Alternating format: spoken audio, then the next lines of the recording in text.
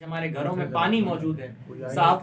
साहबा के पास पानी की मुश्किलें होती थी, वो दूर दूर का सफर करते थे तहारत के लिए, फिर उसके बाद वहां से मस्जिदों का सफर करते थे।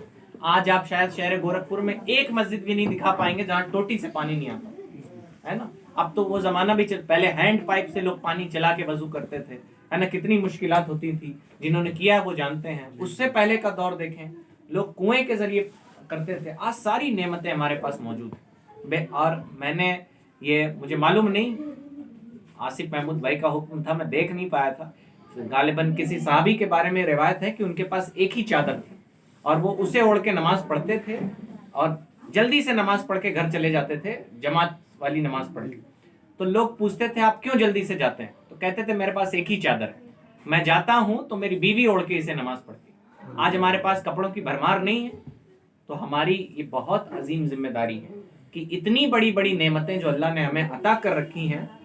और जनाब इस ज़माने में तो सर पे छत होना ये भी कमाल की बात है। इस ज़माने में आपका पेट भरा हुआ है, ये भी कमाल की बात है। हमारे असलाफ ने तो अपने पेट पे पत्थर बांधे हैं, और हमारे पास भी इतना जज्बा होना चाहिए कि पेट पे पत्थर बांध के भी हम नमाजें पढ़ें। हमारे सरों पे छत ना हो फिर भी हम नमाजें पढ़ें।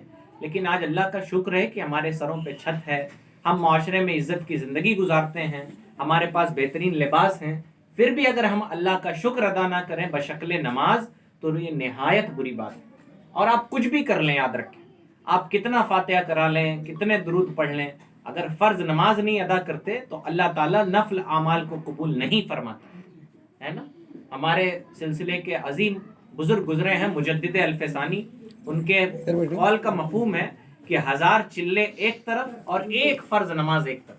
यानी कोई कितने चिल्ले का मतलब समझते हैं, सारी सारी रात जग के कुरान की इबादत करनी होती है ना। एक रात में एक कुरान पढ़ना होता है, मुश्किलात मुजाहिदात कराए जाते हैं और मुश्किलात होती हैं। चिल्ले ऐसे आसान नहीं होते कि बैठ के अल्लाह अल्लाह कर रहे हैं, मुश्किल होते हैं। फरमाया 1000 चिल्ले एक तरफ, एक फ़र्ज नमाज में जो सवाब है वो 1000 चिल्लों में नहीं है।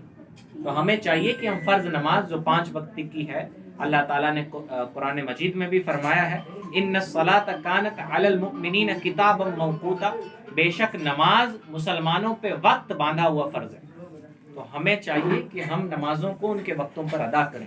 और अगर आप अल्लाह ताला ने, आप मर्द हैं तो आपसे गुजारिश ये है कि आप मस्जिदों में नमाजें पढ़ने हाजिर हुआ करें, है ना।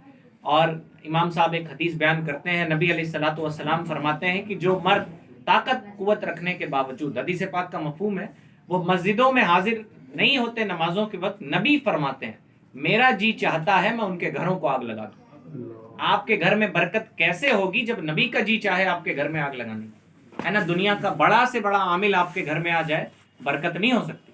नबी ने फरमाया मेरा जी चाहता है कि मैं उसके घर में आग लगा दूं जो जमात के वक्त अब मस्जिदों में हाजिर नहीं होते, अपने घरों में रहते। ये जमात छोड़ने का अजाब है, और नमाज छोड़ने का अजाब कितना होगा आप इससे अंदाजा लगाएं। और मैं अपनी माँ बहनों से गुजारिश कर रहा हूँ कि शहनवाज वगैरह को बुला, शहनवाज कह दो बैठ के सुने सब।